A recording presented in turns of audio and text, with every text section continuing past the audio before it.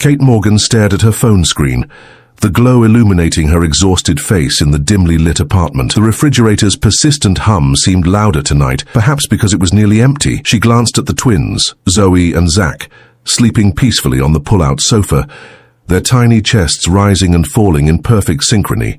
At just 4 years old, they had no idea how dire their situation had become. With trembling fingers, Kate typed out the grocery list: milk, eggs, bread, peanut butter, apples, chicken thighs, pasta, tomato sauce, cereal, baby wipes, and children's fever reducer. The last item made her heart clench. Zoe had been running a low-grade fever since yesterday. Kate had been stretching her last dollars for weeks, and tomorrow's paycheck from the diner wouldn't arrive until after rent was due. Just get through tonight, she whispered to herself, a mantra that had carried her through the past 2 years since the twins' father had walked out of their lives. She scrolled through her contacts, looking for Maya, her neighbor, who occasionally helped with childcare and had offered to pick up a few essentials on her way home from work. Kate's vision blurred with fatigue as she tapped on a contact and quickly composed a message. "Hey, hate to ask again, but could you grab these on your way? I'll pay you back Friday, promise. The twins are almost out of everything."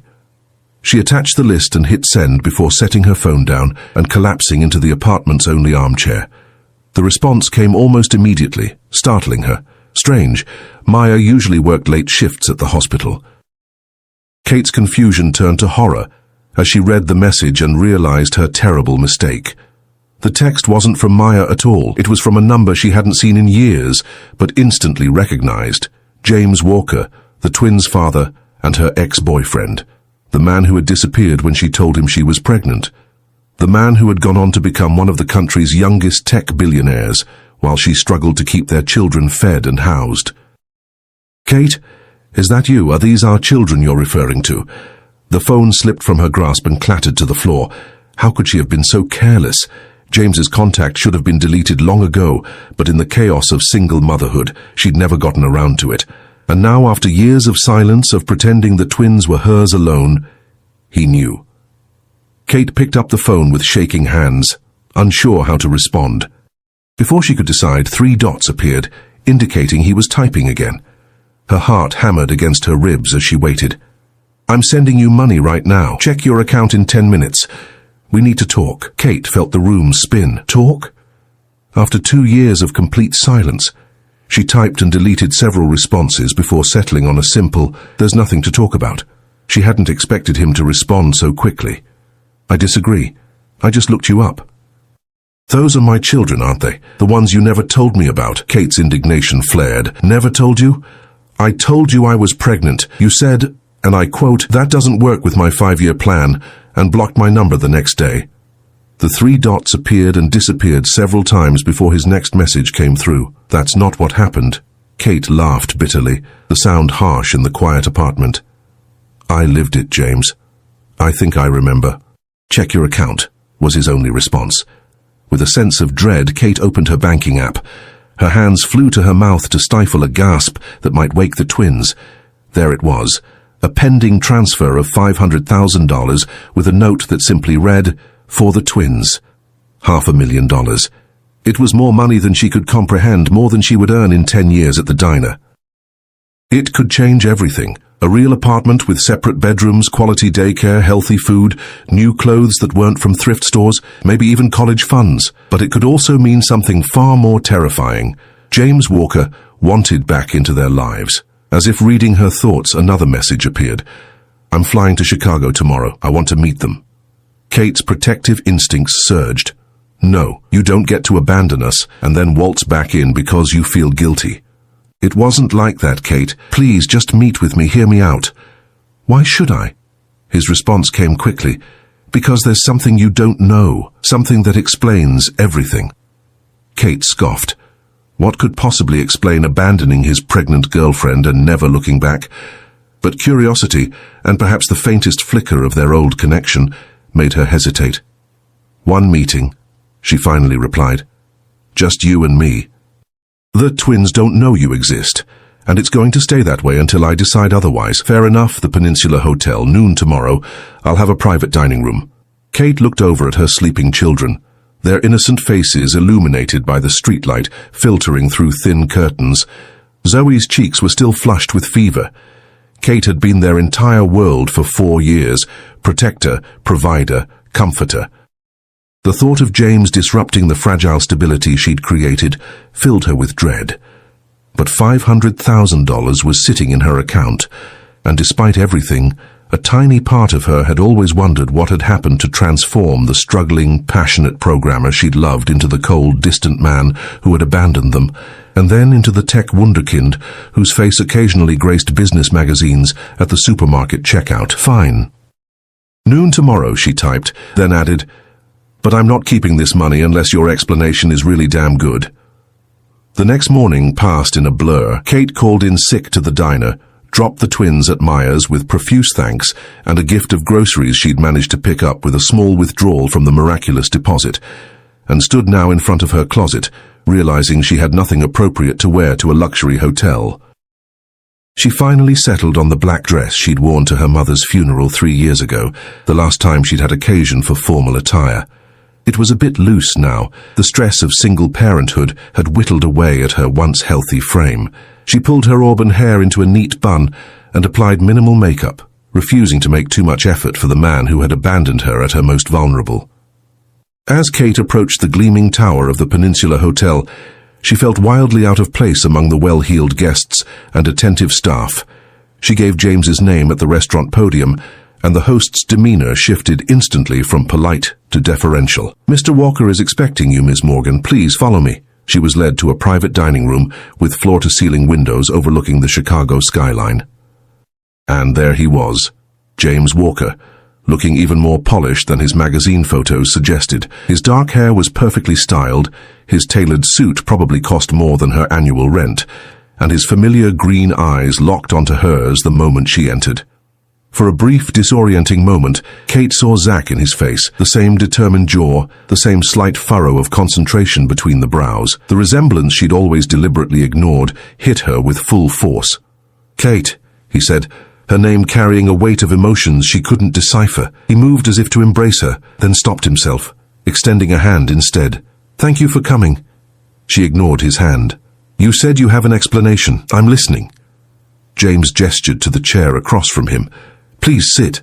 This isn't a conversation we should have standing." Kate hesitated, then took the seat, perching on its edge like a bird ready for flight.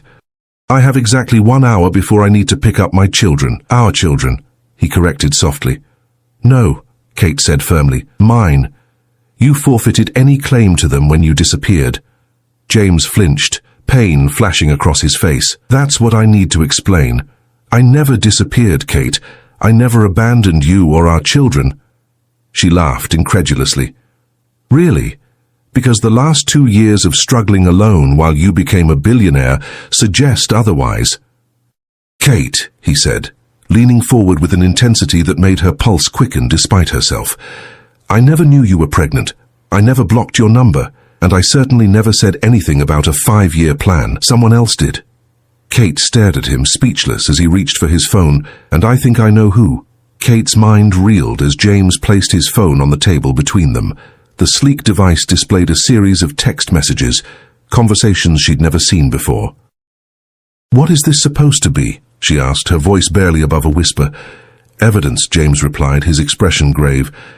2 years ago, I never received a message telling me you were pregnant. Instead, I got this."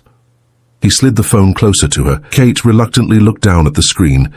There, in what appeared to be her name, was a message that made her blood run cold. "I can't do this anymore. I need space to figure things out. Please don't contact me again." "I never sent this," she said immediately, looking up at him with widening eyes. "I know that now," James said. "But at the time—" His voice trailed off, and he ran a hand through his perfectly styled hair, momentarily disrupting its order. For an instant, he looked more like the struggling programmer she had known rather than the polished billionaire sitting across from her. "At the time, it destroyed me." Kate shook her head, struggling to process what she was seeing. "If I didn't send this, who did?" James's jaw tightened. "Thomas." The name hit Kate like a physical blow. Thomas Reed had been James's business partner when they were developing their revolutionary data security software. He had also been James's closest friend since college. "Why would Thomas—" Kate began, but as she spoke the question aloud, Pieces started falling into place. Thomas had always been protective of James, sometimes excessively so. He had made comments about Kate being a distraction when James needed to focus on their company's launch. But this level of interference seemed unimaginable. The company was days away from our first major investment round, James explained, his voice tightly controlled. Thomas had always been driven, but I didn't realize how far he would go to ensure nothing derailed our plans. He swiped to another screen, showing her more messages, this time between him and Thomas. Kate read with growing horror as the conversation revealed Thomas's calculated deception. He had somehow intercepted her messages to James and sent fake responses from James's phone to her. Then he had blocked her number from James's phone while making it appear to her that James had done the blocking. He told me you wanted a clean break, James continued, watching her face carefully, that you had realized our relationship was moving too fast and needed space. He convinced me that respecting your wishes meant not chasing after you. Kate felt ill. So all this time you thought I didn't want you in my life? That I chose to keep the twins from you? James nodded slowly. I was heartbroken, but I threw myself into work. The investment came through, then another, and suddenly we were growing faster than we could have imagined. I buried myself in 18-hour days, traveled constantly for meetings with investors and clients. His green eyes clouded with regret. It was easier than dealing with losing you. But how did you never see me around? Chicago isn't that big, Kate argued, still struggling to believe his story.